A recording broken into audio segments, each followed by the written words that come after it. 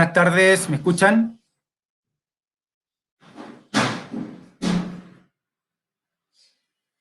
¿Se escucha bien? Perfecto. Vamos a dar inicio a esta charla que se llama ¿Cómo iniciar mi propio negocio? Le doy la más cordial bienvenida. Esta es una charla bastante sencilla. Nos vamos a introducir en la temática de los negocios, de cuáles son los errores y cómo poder solucionarlos, ¿ok? Así que vamos a empezar viendo y definiendo qué es lo que es la palabra negocio, porque la palabra negocio tiene dos aristas que son súper importantes, ¿ok? La primera arista de la parte de negocio tiene una parte que está relacionada y vinculada con la parte emocional de nuestros clientes y también tiene una arista relacionada con la parte más racional que es tratar de generar flujo de ingresos, ¿ya? Así que para poder dar relación a esta palabra, el contexto de negocio, cuando yo hablo de la parte emocional de esta palabra, es que nosotros tenemos que tratar de solucionar un problema de nuestros clientes. Ya tenemos que saber y tratar de llegar a este segmento de clientes para poderle darle una propuesta de valor. ¿Ya? Y con respecto a la parte un poco más racional de la palabra negocio, es cuando nosotros estamos tratando de buscar ingresos para nuestra empresa. ¿Ok? Entonces, por eso es importante tratar de distinguir estas dos aristas, estas dos partes de la palabra negocio que está vinculada un poco a la parte emocional y otra parte a la parte racional, que es la generación de flujo de ingresos.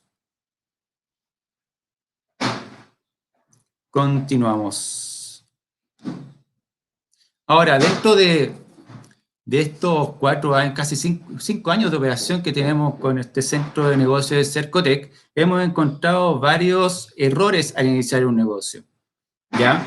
Uno cuando empieza un negocio, la gracia, que igual nos vamos a equivocar, pero un poco es mitigar, ¿ya? Esos errores cuando nosotros empezamos. Y uno de los principales errores que nosotros hemos encontrado durante estos 5 años es creerse empresario exitoso antes de serlo realmente.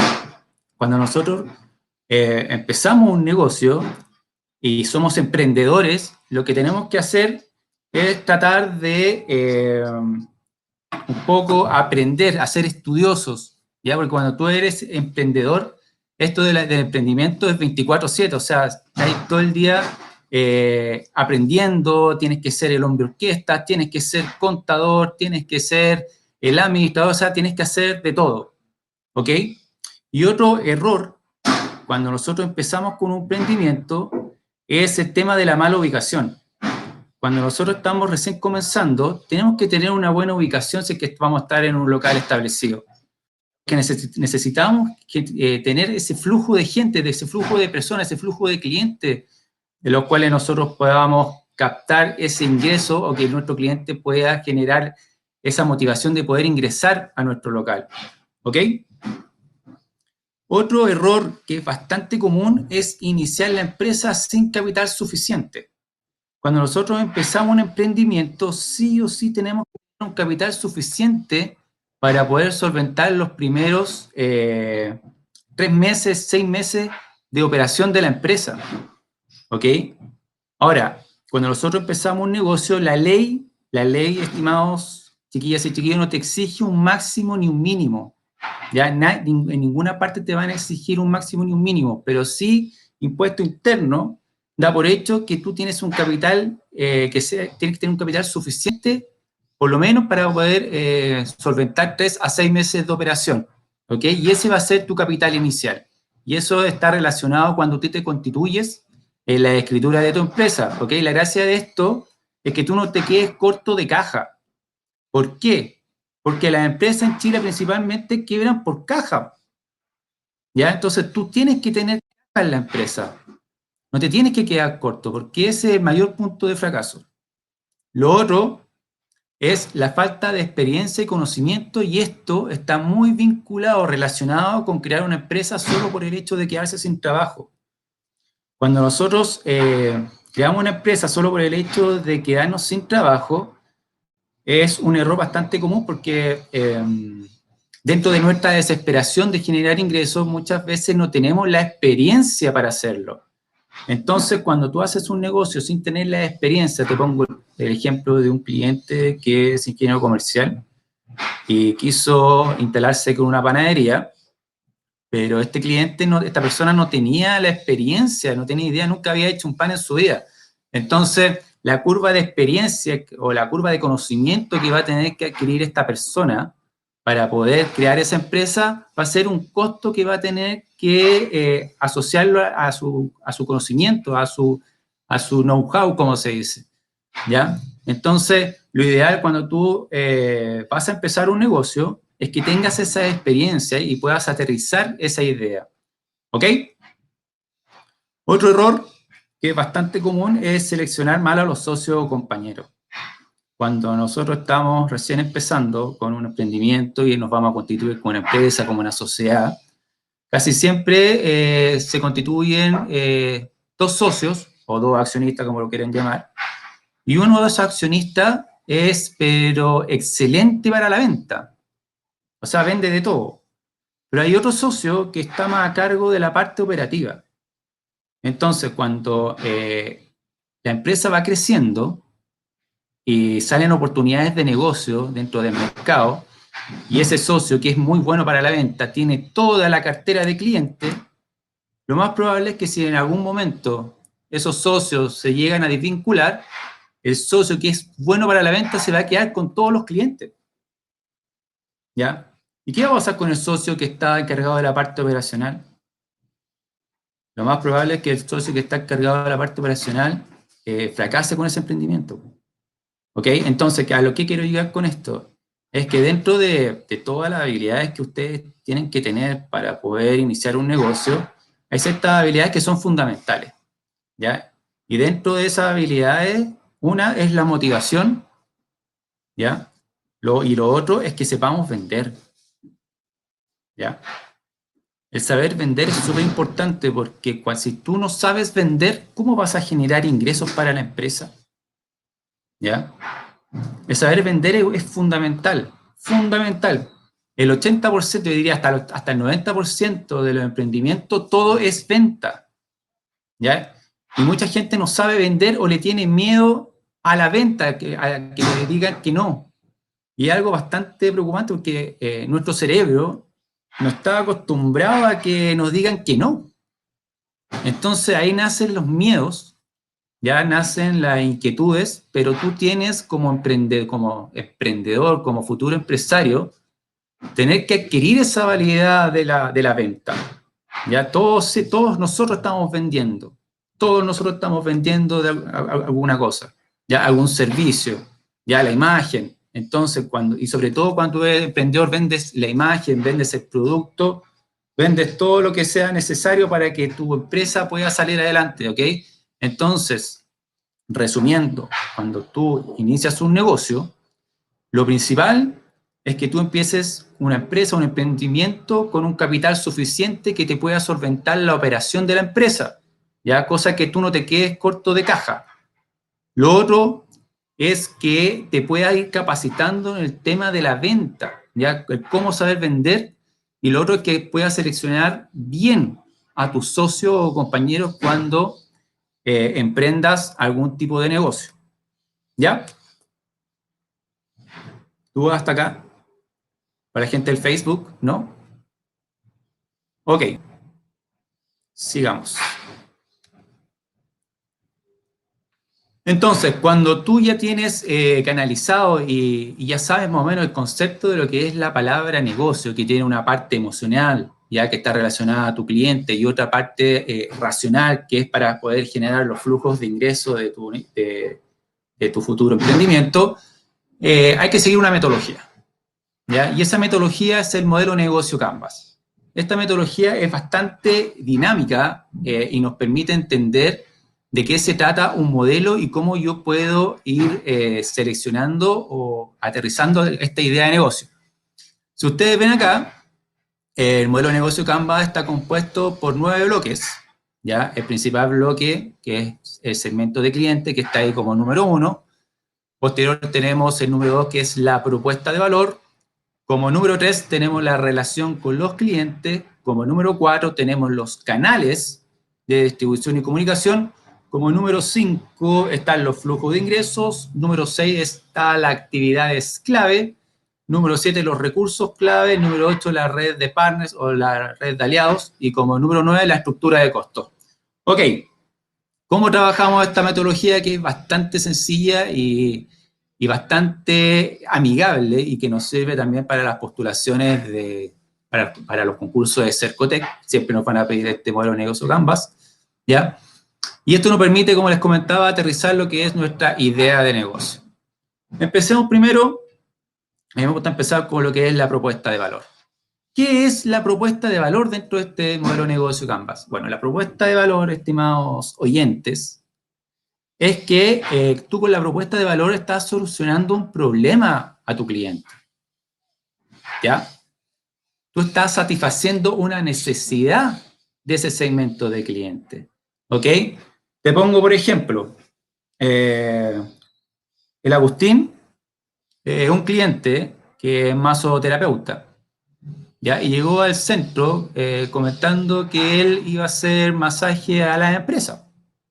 Entonces, con el Agustín empezamos a trabajar su propuesta de valor, y la propuesta de valor del Agustín no era hacerle masaje a la empresa, ¿ya? Cuando empezamos a trabajar esta propuesta de valor, el Agustín lo que hacía era prestar un servicio a la empresa con el fin de que los trabajadores, por medio de sus masajes, pudieran disminuir las contracturas, y por lo tanto, con esta intervención que hacía el Agustín, los trabajadores de esa empresa eran más productivos, ¿ya? Trabajaban de mejor manera y tenían menos rotación por el tema de las licencias médicas. Entonces, si tú te fijas, ahí hay una propuesta de valor interesante, ¿ya? ¿Y cuál fue el problema que le solucionó a este segmento de clientes? Fue que los trabajadores tenían menos rotación por el tema de las licencias y eran más productivos, ¿ya? Entonces, cuando tú o nosotros hablamos de propuesta de valor, no es solamente vender un producto porque sí, ¿ya? No es solamente vender, no sé, o entregar un servicio.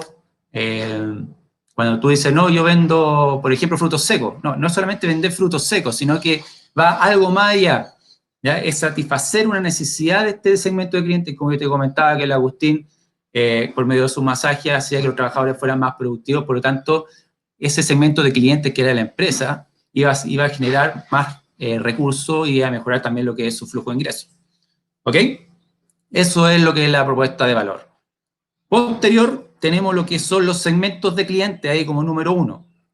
Los segmentos de clientes, estimados, cuando nosotros hablamos de segmentos, la gracia es que ustedes los puedan segmentar, ¿ya? Muchas veces me ha tocado, cuando hablamos del modelo de negocio Canvas, es que muchos clientes me dicen que atienden a todo público. Entonces yo les pregunto a ellos, ¿cómo ustedes van a atender a todo público? Es algo casi imposible atender a todo público. Entonces lo importante, cuando ustedes tengan esta idea de negocio, ya tienen claro lo que es la propuesta de valor, es que ustedes puedan segmentar a sus clientes, saber dónde están, quiénes son, qué es lo que quieren, ¿ya? ¿Cuáles son sus dolores? ¿Ok? Esa es la gracia de poder segmentarlos, y en todo programa, en todo concurso que ustedes quieran participar dentro de la red de fomento, le van a pedir que ustedes segmenten sus clientes. Y por favor, segméntenlos como les comento, ¿ya? ¿Dónde están? ¿Qué es lo que, quiénes son? Por ejemplo, ¿de qué edad? Ver el tema del rango etario, ¿ya? ¿Cuáles son sus gustos? No coloquen todo público, ¿ya? Porque es algo imposible de poder relacionar. ¿Cómo ustedes van a atender todo público? ¿Ok? Entonces, la tercera parte está, ahí si se fijan, un camioncito. Ese camión es los canales de distribución y comunicación. Eso significa de cómo llega o cómo hago llegar mi propuesta de valor a esos segmentos de clientes, ¿ya? Entonces, por ejemplo, volvamos al caso que les había comentado del Agustín. El Agustín llevaba su propuesta de valor en forma directa, o sea, él hacía venta directa, ¿ya? Y también ocupa lo que son las redes sociales, el Facebook y el Instagram, ¿ya? Entonces, si ustedes se fijan, las redes sociales para hacer un canal es súper potente, y además el Facebook y el Instagram me sirve también un tema de que está vinculado con la relación con los clientes, ¿ya? Entonces, si se fijan, el Facebook y el Instagram y las redes sociales son un arma de doble propósito, ya en el sentido que nos sirve como canal y también nos sirve como ver el tema de la relación con los clientes por el tema de las comunidades, ¿ya? Casi siempre en temas de emprendimiento, lo ideal es que nosotros generemos comunidades, ¿ok? Porque por medio de las comunidades nosotros podemos ampliar nuestro círculo de clientes, ¿ya? Lo importante es poder captar también lo que se llaman los referidos. Los referidos es cuando a una persona le gusta nuestro servicio o producto y nos envía clientes que están relacionados con su círculo más cercano de esa persona que te va a referir un cliente, ¿ya? Entonces, con eso nosotros podemos abarcar mayores oportunidades en el mercado. Por eso es importante saber gestionar muy bien lo que son las redes sociales, el Facebook y el Instagram, porque, como les comentaba, nos sirve como un arma de doble propósito, tanto de llevar nuestra propuesta de valor a ese segmento de clientes que nosotros queremos y también relacionarnos con ellos, que es lo importante. ¿Ok? Eso está vinculado con la parte un poco más emocional de este modelo de negocio Canvas, ya que es la parte derecha de esta propuesta de valor.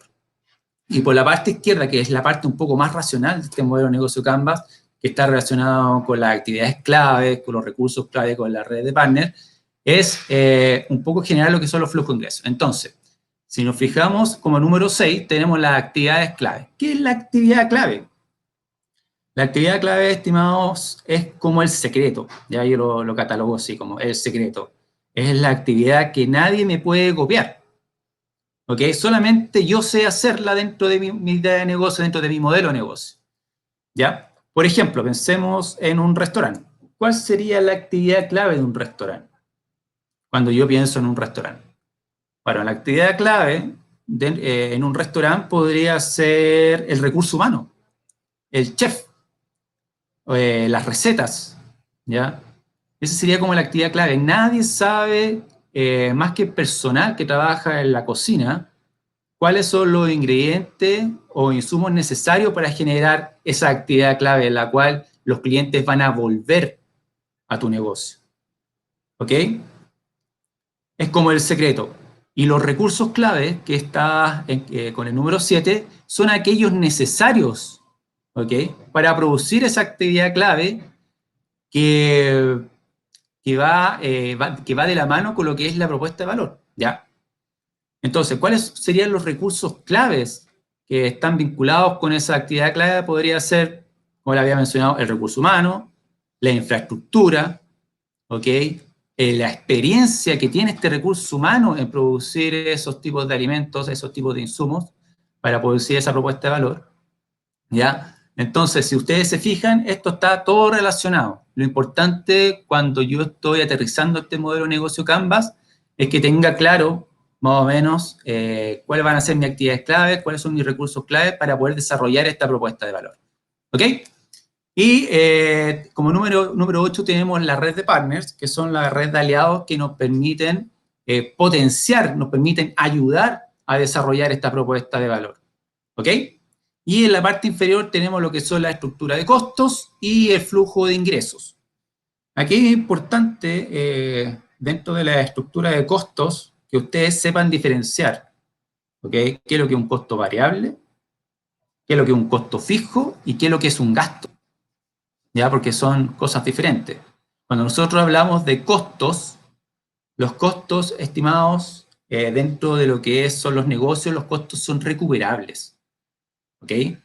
Pero ¿qué pasa con los gastos? ¿Los gastos son recuperables o no? Cuando hablamos de un negocio, no, los gastos no son recuperables. ¿Ya? Lo otro es que siempre los costos van a estar asociados al producto. ¿Ya? Y los gastos, la gran mayoría van a estar asociados a lo que son gastos de administración o ventas. Cuando tú sales, por ejemplo, de la fábrica donde tú produces, a vender esos productos. Ahí se produce un gasto. Cuando tú estás en la fábrica, solamente hay, o la gran mayoría son costos cuando tú estás produciendo. ¿Ok? Por eso es importante que tú los puedas diferenciar. Que más adelante vamos a hacer una charla con respecto a lo que son los costos variables, costos fijos y los gastos, ¿ya? Y lo otro es que importante es el flujo de ingresos, ¿ya? Si tú no tienes flujo de ingresos dentro de tu emprendimiento, ¿cómo vas a surgir? o cómo ese emprendimiento va a salir adelante. Recuerden que en Chile ya hay una cifra bastante elevada que dice que cerca del 90% de los emprendimientos fracasan. ¿Ya? Entonces, tú tienes que establecer un buen precio, tienes que fijar un buen precio para poder salir al mercado. ¿Ya? Cuando nosotros estamos, y bueno, esto es una anécdota en realidad, cuando nosotros estamos recién partiendo con un negocio, muchas veces nosotros estamos, bueno, la gran mayoría están en el mercado informal, y empiezan a validar su modelo de negocios, ya con esta metodología que es muy buena, que es el modelo de negocio Canvas. Tú estás en el mercado validando tu modelo de negocios y le vendes a tu círculo más cercano, le vendes a tu mamá, a tu papá, a la señora Juanita, a tus amigos, y te van comprando tu producto y vas validando tu modelo de negocio. Pero llega un momento, por ejemplo, que llega ese cliente grande, por ejemplo, no sé, un almacén, y tú le estás vendiendo el almacén, pero en forma informal, y llega un momento en que esa persona que tú le estás vendiendo el almacén te va a pedir factura. ¿Ya? Y cuando te piden factura, y aquí la recomendación cuando tú estás emprendiendo es que tú trabajes ya en modo informal con el tema del IVA. Cosa que después, si es que te piden factura, tú le mantengas el precio. Porque muchas veces ese almacén te va a pedir la factura y te va a decir, oye, mira, tú antes me vendías el producto a 100 pesos, pero ahora me lo estáis vendiendo a 119. ¿Por qué me lo estáis vendiendo a 119? Entonces tú no le puedes decir a esa persona del almacén es que no tenía considerado el IVA. Entonces cuando tú estás emprendiendo, tienes que considerar ciertos impuestos para que después no tengas que subir el precio de tu cliente. ¿Ok? Eso se los doy como tips porque siempre, siempre va a pasar y siempre pasa porque no tenemos la experiencia y nadie nos va asesorando en el camino con respecto a esos tips que uno de repente como asesor lo encuentra básicos, pero la persona que está empezando no los considera. ¿Ya? Entonces, para que a ustedes no les pase, sigan ese tip que es bastante bueno. ¿Dudas con respecto al modelo de negocio Canvas? ¿No? Mira, el modelo de negocio Canvas, en resumen, es una metodología en la cual a ti te sirve para aterrizar tu idea de negocios, para poder profundizar lo que es tu propuesta de valor. La propuesta de valor no es vender cualquier tipo de producto, sino que es algo para satisfacer una necesidad de tu segmento de cliente, ¿ya? Dentro de los segmentos de cliente no existe todo público, tienes que segmentarlos, segmenten, por favor. Si es que, por ejemplo, más adelante ustedes quieren postular algún tipo de concurso de la red de fomento Cercotec y nosotros también te asesoramos con esto. Entonces, si tú te fijas, están todas las facilidades ahora para poder incorporar nuevos conocimientos y que te vaya bien con tu negocio, ¿ya? Pero sí tienes que tener ciertos conceptos claros, ¿ya? Dentro de lo que es el concepto, el contexto de negocio, ¿ya? Que está vinculado con una parte emocional y una parte racional, en la cual está vinculado también con tu cliente, ¿ok? Lo otro que es importante dentro de este modelo de negocio son las actividades clave. Las actividades claves, como les comentaba, es el secreto, ¿ya? Que solamente tú lo sabes, ¿ya? Por ejemplo, en la cocina puede ser la experiencia que tenga el recurso humano. En otro negocio puede ser, por ejemplo, el tema de la distribución, ¿ya? Son varios tipos de actividades claves que te permiten establecer una propuesta de valor que sea interesante, ¿ya? Y el recurso clave, ¿cuáles son los recursos necesarios para poder tener esta actividad clave que también está vinculada con mi propuesta de valor? Entonces, si te fijas, es un modelo bastante acotado, bastante simple y que me permite también aterrizar lo que es mi idea de negocio. ¿Ok? Entonces, cuando yo ya tengo mi modelo de negocio ya clarito, lo tengo mi modelo de negocio ya validado, obviamente, en el mercado informal, porque primero tengo que validar mi modelo de negocios y después, una vez que yo tenga validado y ya me piden factura, ahí es el hito. Ese es el hito para poder formalizarme. Entonces, aquí ya entramos en una etapa un poco más compleja, que es el tema de la formalización. Entonces, cuando yo ya tengo mi modelo de negocio aterrizado y ya me están pidiendo factura, ustedes se acercan al centro de negocio de Cercotec, piden asesoría con algún asesor para que los pueda formalizar. Y en una semana, alrededor de una semana, ustedes ya pueden estar con el tema de la iniciación de actividades y emitiendo las primeras facturas. El tema de la formalización es algo rápido, ¿ya? Y esto se hace por empresa en un día. La gracia de esto, y lo más difícil que yo encuentro, es validar mi modelo de negocio. ¿Ya? Eso es lo más complicado, el salir a vender. Porque el tema de la formalización es algo rápido. ¿Ok? Entonces, cuando nosotros hablamos de formalización, está lo que es primera categoría y segunda categoría. Cuando nosotros realizamos un emprendimiento y nos formalizamos como empresa, estamos en primera categoría. ¿Ok? ¿Y qué es primera categoría? Aquí, como dice el cuadrito, es un impuesto que se aplica sobre utilidades percibidas o devengadas en el caso de empresas que declaren su renta efectiva determinada mediante contabilidad completa, simplificada, planilla o contrato. Ya. Entonces, cuando nosotros hablamos de primera categoría, lo que nos está diciendo este cuadrito es que tenemos varios tipos de impuestos. ¿Ok? Dentro de primera categoría, nosotros cuando nos formalizamos, tenemos un impuesto que se llama el IVA. Ya que eso se declara en el formulario 29. También tenemos otro impuesto, que es el impuesto a la renta, o a las utilidades, que es un impuesto anual, ¿ya? Que se paga en el formulario 22. Entonces, si se están dando cuenta, ya tenemos el formulario 29, el formulario 22. El formulario 29 está el tema del IVA, el formulario 22 está el tema del impuesto a la renta. Y también tenemos otro impuesto. Tenemos el impuesto al dueño o propietario de la empresa, que es el impuesto global complementario. ¿Ok? Entonces, cuando tú te estás formalizando, ya te tienes que empezar a empapar de ciertos conocimientos, ¿ya? Entonces, en primera categoría tengo el famoso formulario 29, en el formulario 29 tengo lo que es el IVA débito y el IVA crédito. Entonces, ustedes se preguntarán, chuta, el Adolfo está hablando del IVA débito, el IVA crédito, ¿qué es lo que es eso? Entonces, cuando tú hablas del formulario 29, el IVA débito, ¿ya? Es cuando tú vendes, ¿ok? Es cuando tú emites un documento tributario, por ejemplo, una factura o una boleta, ¿ya? Y cuando tú estás con ese IVA débito, ya tú tienes que pagar un PPM, que son los pagos provisionales mensuales. Entonces, ya te estás adentrando en el tema de los impuestos. Y también tengo un régimen tributario, que es sumamente primordial porque dependiendo del régimen tributario es la forma en que tributa la empresa. Y todo eso está vinculado a lo que es primera categoría. Entonces, cuando tú eres emprendedor, y yo te lo comenté en un principio, tú tienes que empezar a estudiar, ya te tienes que empezar a asesorar, tienes que empezar, por algo ustedes están acá, tienes que empezar a preguntar de qué se trata esto de constituir una empresa, qué figura me conviene, porque esto es un mundo, al principio es bastante complicado, pero una vez que tú ya estás adentro y te estás asesorando, se te hace el tema un poco más fácil, ¿ya? Entonces, cuando yo hablo de primera categoría, estoy hablando que tengo ciertos impuestos mensuales, ya que es el formulario 29, el tema del IVA y el PPM, que tengo que pagar mensualmente. Tengo otro impuesto que es la renta, que es un impuesto a las utilidades que es anual. Y tengo un impuesto también que paga el socio o dueño de la empresa. ¿Ok? Esto es para que ustedes se vayan interiorizando con respecto al tema. Y está el tema de segunda categoría, que es un tributo que se aplica con una escala de tasas progresivas, declarándose y pagándose mensualmente sobre las rentas provenientes de una actividad laboral.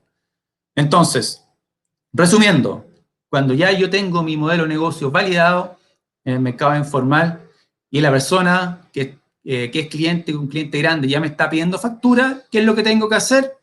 Formalizarme. ¿Ya? El tema de la formalización, más de una semana, 2 semanas, no puede transcurrir porque es algo rápido. Porque todos nosotros como centro, como asesor, lo hacemos por empresa en un día. ¿Ya? Y te asesoramos en todo el proceso de constitución de la empresa, te asesoramos con el objeto social, te asesoramos con la elección de la figura jurídica, o sea, te asesoramos en casi todo el proceso. Cosa que en ninguna parte te van a ayudar de forma gratuita, ¿ya? Y con gente que tiene experiencia en temas de constituciones de empresa. ¿Ok? Y una vez que tú ya estás formalizado, bueno, ya estás en primera categoría, ya estás con la elección de la figura jurídica y en una semana, 2 semanas estás listo para partir.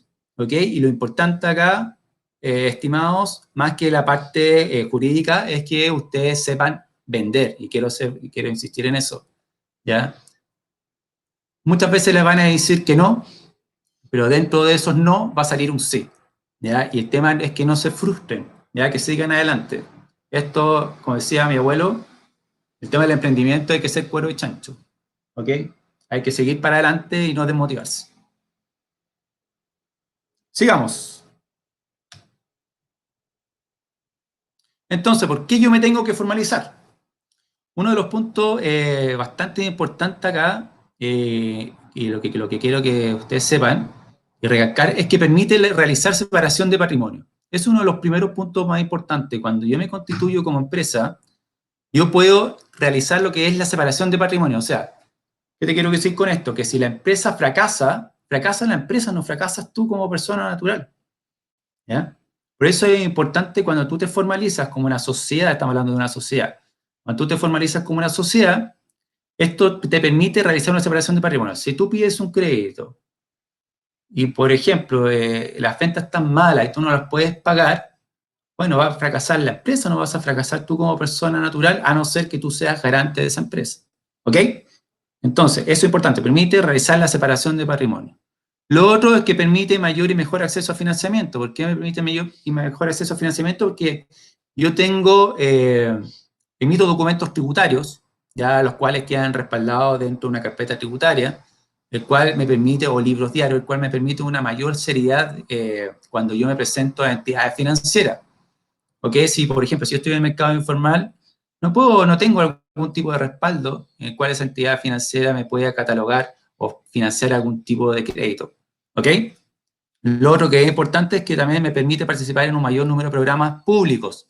¿Por qué me permite participar en un mayor de programas públicos? Porque yo como empresa estoy generando ventas, ¿ya? Y la mayoría de los programas públicos están enfocados a empresas, ¿ya? ¿Por qué? Porque lo que se busca con estos programas públicos, los subsidios, por ejemplo, de Cercotec, de Corfo, es que ustedes puedan apalancar recursos para generar empleos, ya para que puedan hacer algún tipo de inversión, ¿ok?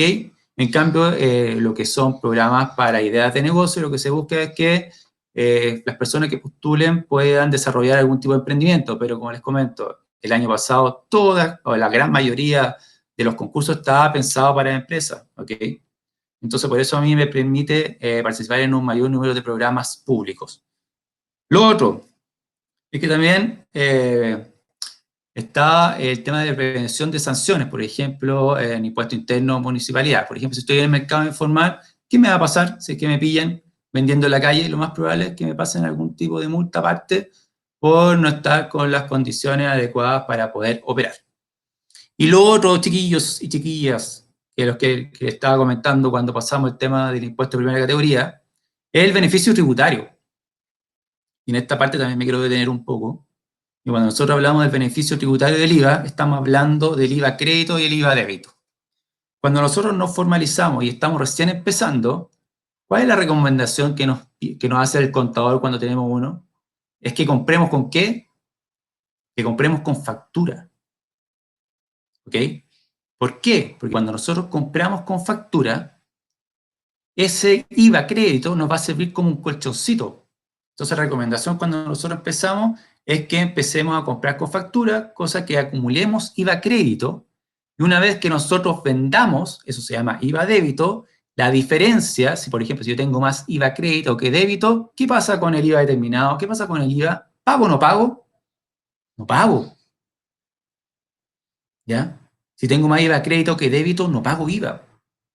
Entonces, ahí está el juego. Muchas veces cuando nosotros estamos con un emprendimiento y el contador nos dice, no sé, por ejemplo, Fernando, tienes que comprar. ¿Qué nos está diciendo el contador con eso? ¿Ah? Buena pregunta. ¿Qué nos está queriendo decir el contador con eso? Que nosotros compremos para poder acumular lo que se llama IVA crédito. ¿Y qué pasa cuando el contador nos dice, Fernando, tienes que vender, tienes que vender? ¿Qué nos está queriendo decir? Es que a lo mejor tenemos mucho IVA crédito acumulado y impuesto interno también nos puede cuestionar porque estamos haciendo tantas compras y no vendemos. ¿Ya? Entonces, por eso es importante conocer el tema de... No es un juego, son ciertos conocimientos que ustedes tienen que tener al momento de emprender y saber que hay un IVA crédito, ¿ya? Y la recomendación es que compren con factura y vendan con boleta, ¿ya? Y lo otro que es importante es que proyecta confianza al cliente. Claro, cuando yo estoy formalizado, yo tengo que emitir documentos tributarios electrónicos, lo cual me dan un respaldo, ya como empresa, que soy una persona seria. ¿Ya? Hay un respaldo, hay un documento tributario entre medio, dentro de esa transacción, ¿ya? Que proyecta confianza al cliente. Por eso es importante cumplir ciertas etapas cuando yo estoy empezando un emprendimiento. La primera etapa es validar mi modelo de negocio. ¿Ya? Una vez que tengo validado mi modelo de negocio, es formalizarme. Y una vez que yo estoy formalizado, es en el escenario ideal, vender. ¿Ok? Pero tienes que tener ciertos conocimientos, que sé que es el beneficio tributario del IVA, en el cual yo tengo que comprar con factura y vender ¿con qué? Con boleta. ¿Ya? ¿Tú vas hasta acá? ¿La gente del Facebook? ¿No? Ok. Entonces, ¿cuáles son las desventajas ya de no estar formalizado? Una de las desventajas de no estar formalizado es que tengo menor acceso al financiamiento, obviamente, menor acceso al financiamiento porque no soy una empresa, ya si no soy una persona natural, ya tengo las desventajas del beneficio tributario, no puedo hacer ese jueguito del IVA crédito y el IVA débito.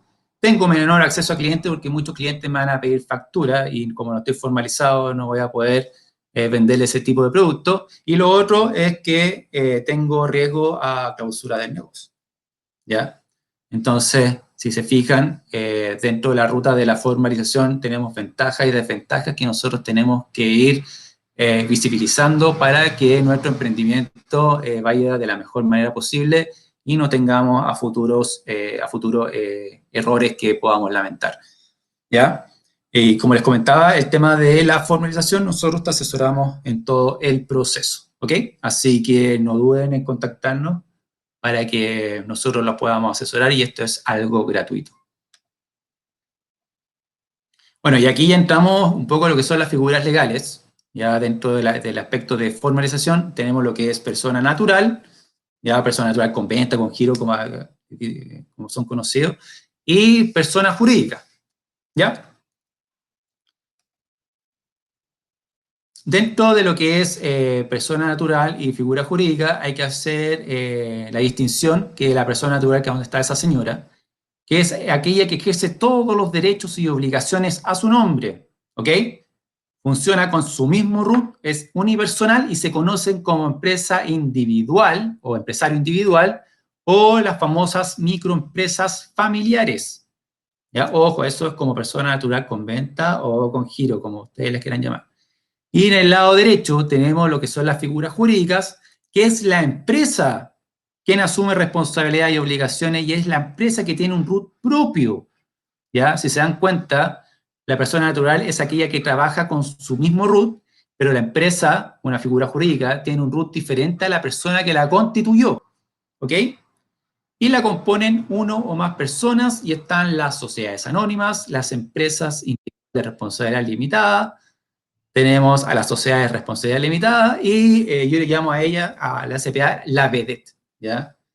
La SPA es una muy buena figura jurídica, a nosotros nos gusta bastante, porque es como una mezcla entre una IRL y una sociedad anónima y nos permite fusionar con varios objetos sociales que lo vamos a ver más adelante.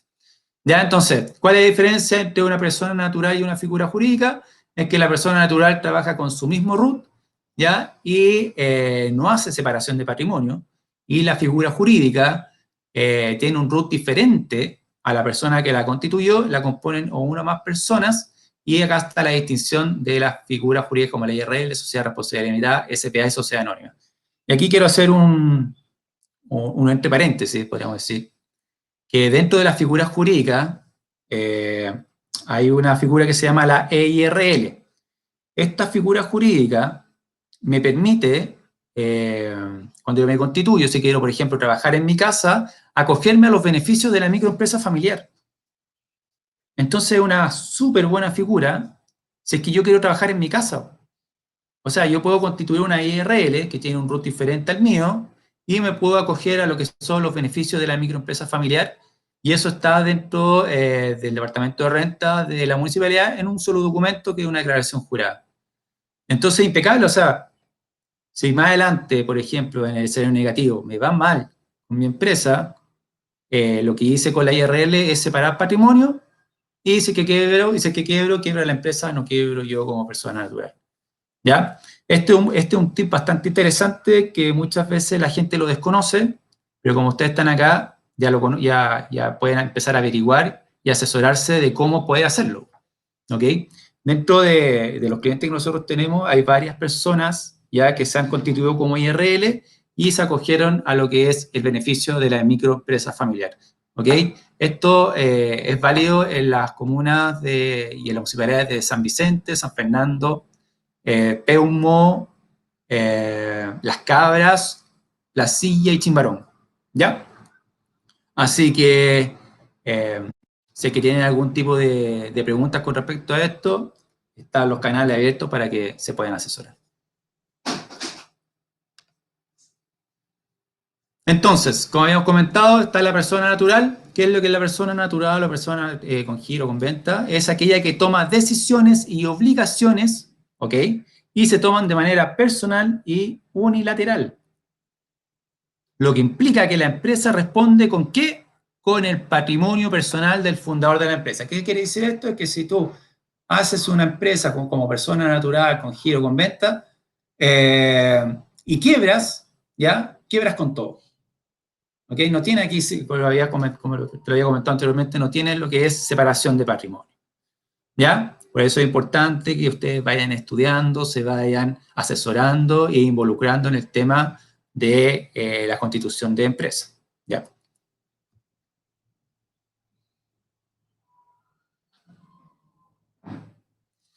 Entonces, una empresa unipersonal o individual, impuesto interno define esta figura legal como una entidad integrada por el capital. Ojo esto, una entidad integrada por el capital dedicada a actividades industriales, mercantiles y no está organizada como una persona jurídica. ¿Qué te están diciendo acá?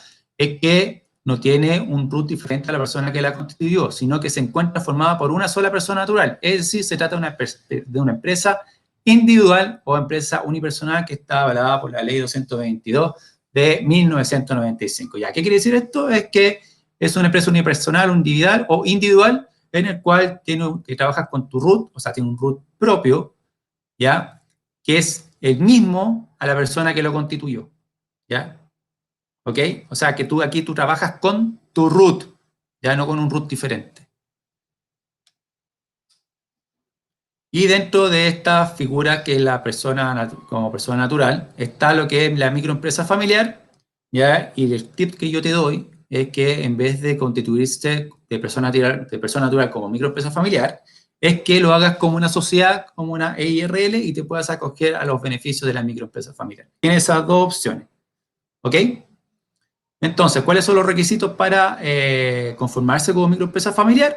Es ser legítimo ocupante de la vivienda, que los activos productivos excluidos, ojo, el inmueble no excedan las 1000 UF, no trabajen más de 5 trabajadores ajenos a la familia y que la actividad no sea molesta, contaminante o peligrosa. Ok, o sea, persona natural con venta o con giro, yo me puedo acoger a lo que son, a la ley de lo que es la microempresa familiar y puedo trabajar en mi casa y también puedo desempeñar actividades mercantiles que no están acogidas a este beneficio, pero si yo trabajo en mi casa sí lo puedo hacer como persona natural y también puedo conformar una IRL en la cual yo me puedo acoger a estos beneficios de la microempresa familiar, ¿ya? Pero eso yo lo tengo que hacer por medio de ¿qué? Si es que yo quiero trabajar como microempresa familiar, en la municipalidad. Entonces, ¿cuál sería el paso a seguir ahí? El que ustedes asesoren para poder constituir una EIRL y se puedan acoger a los requisitos de la microempresa familiar. ¿Ya? ¿Y cuáles son los beneficios de la microempresa familiar? Formalizarse sin cumplir ningún otro requisito como la zonificación, no piden mucho lo que son el tema de los planos, los trámites de inscripción, como les comentaba, están en el registro municipal, es una creación jurada, en el cual está lo que es la creación de iniciación de actividad y están integrados en uno solo, ya en el mismo formulario que entrega la municipalidad. Es un paso bastante sencillo y si ustedes quieren trabajar en su casa, yo les recomiendo que hagan un RL y se acojan, como les comenté, a lo que es el beneficio de la microempresa familiar. ¿Ya? Y por otro lado tenemos lo que es la persona jurídica, que es la empresa, ya no su propietario quien asume los derechos y obligaciones, lo que implica, ojo acá, que la responsabilidad por las deudas u obligaciones que pueda tener la empresa se limitan solo a los bienes que la empresa tiene a su nombre y el dueño solo responde hasta el monto que ha aportado. Entonces, cuando nosotros hablamos que el dueño solo responde hasta el monto que ha aportado, es cuando nosotros nos constituimos como empresa y aportamos un capital, ya que es el capital enterado dentro de la constitución de tu empresa. ¿Ok? Y ese capital va a ser el capital inicial. Como te comenté al principio de esta presentación, la ley no te exige un capital mínimo ni un máximo, pero sí es necesario que tú tengas un capital suficiente para que la empresa pueda operar mínimo 3 a 6 meses.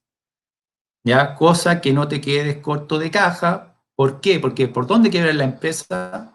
Las empresas quiebran por caja, ¿ok? Entonces, cuando tú estás recién empezando, necesitas mucho flujo de caja para no quedarte corto, ¿ya? Y eso es algo que tú tienes que validar dentro de tu modelo de negocio. Por eso es importante el modelo de negocio Canvas, ¿ya? Y que tú también puedas fijar un buen precio cuando tú empiezas, ¿ya? Sigamos. Ya, entonces aquí dentro de las figuras societarias tenemos la más básica, que es la empresa individual de responsabilidad limitada, que es la famosa EIRL, Empresa Individual de Responsabilidad Limitada. Aquí dentro de la IRL, tú te puedes constituir puede ser el nombre titular o fantasía acompañado del sufijo IRL, ¿ya? Tiene responsabilidad limitada a su capital sin comprometer los bienes del titular. Eso es súper importante porque cuando nosotros empezamos con una empresa, lo ideal es que, si es que te va mal, es que quiebres como empresa, no como persona, ¿ya? Lo otro, la ventaja que no es necesario tener otros socios, sino que tú puedes empezar de manera individual, y la desventaja es que no te permite incorporación de nuevos socios. Lo otro que es importante dentro de esta figura jurídica es el objeto social, ¿ok? Acá, cuando se constituyen como empresa, muchos de los errores es que dentro del objeto social ponen varios objetos sociales, ¿ya? Y este tipo de figura jurídica es de objeto social único, ¿ya? No permite que tú puedas incorporar varios objetos sociales. Por eso es importante, es de objeto social único.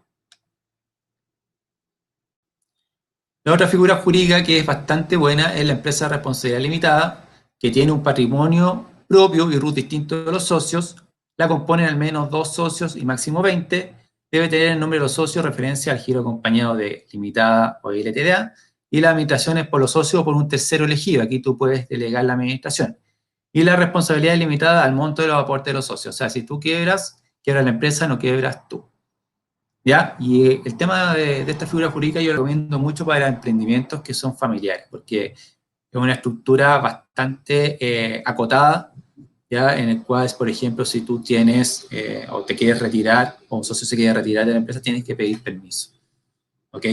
Entonces tienes un mayor control sobre los socios que están involucrados con tu empresa.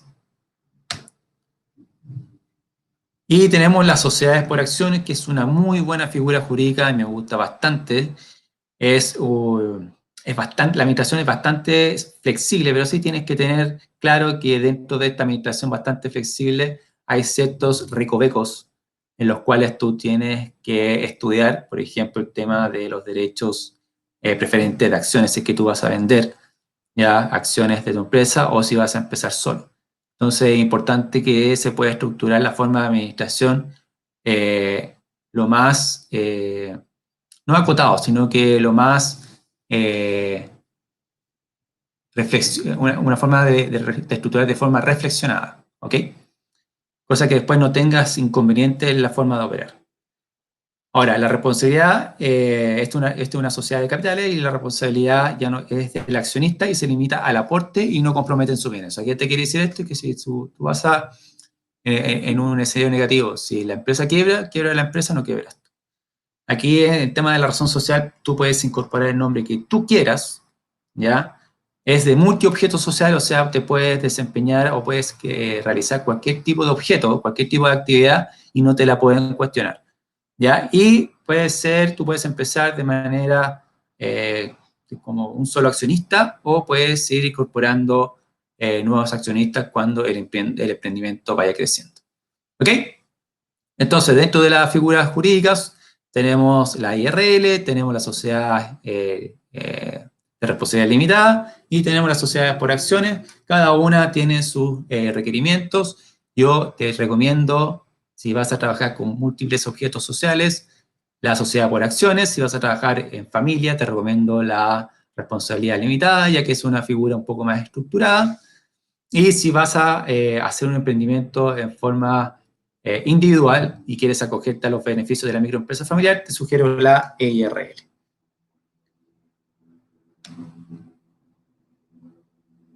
Bueno, aquí está nuestro caballo de batalla, que es Empresa en un Día. Esta página es bastante buena, pero sí es necesario que tú tengas algunos conocimientos en los cuales nosotros te podemos ayudar. Te podemos ayudar con la constitución de los estatutos y todo lo necesario para que tu emprendimiento pueda ir de la mejor manera posible. Bueno, aquí también es importante que todos los emprendimientos, ojo aquí, todos los emprendimientos que estén relacionados a la producción, elaboración o preservar, envasar, almacenar, distribuir, expender alimentos o aditivos alimentarios, es el tema de la autorización sanitaria, ya que se solicita en la oficina del Ceremi de Salud y se solicita una famosa simulación, y con esto, esta simulación que se hace, te permite saber a grandes rasgos cuánto es lo que tú tienes que invertir en tu local, si es que vas a expender algún tipo de alimento. ¿Ya? Aquí la recomendación es que vayan, pidan la simulación y no lo hagan al revés, en el sentido de que mucha gente o mucho cliente hace adecuaciones o hace modificaciones al local sin antes ir a la oficina de Ceremi para que le hagan la simulación. Entonces muchas veces ya tienen, algunos clientes tienen el local listo, pero no quisieron la simulación, pues una vez que lo van a visitar del Ceremi, entran al local y no se guiaron por las normas de ellos y está todo malo. Entonces lo importante es que primero pregunten, hagan la simulación y después hagan lo que son las modificaciones. ¿Ya? Y eso sería. Les doy muchas gracias por haberme escuchado. Mi nombre es Adolfo Molina, soy asesor del Centro Negocio, así que muchas gracias por todo, que estén muy bien, ha sido un gusto y se despide el asesor. Muchas gracias, que estén muy bien. Chao, chao.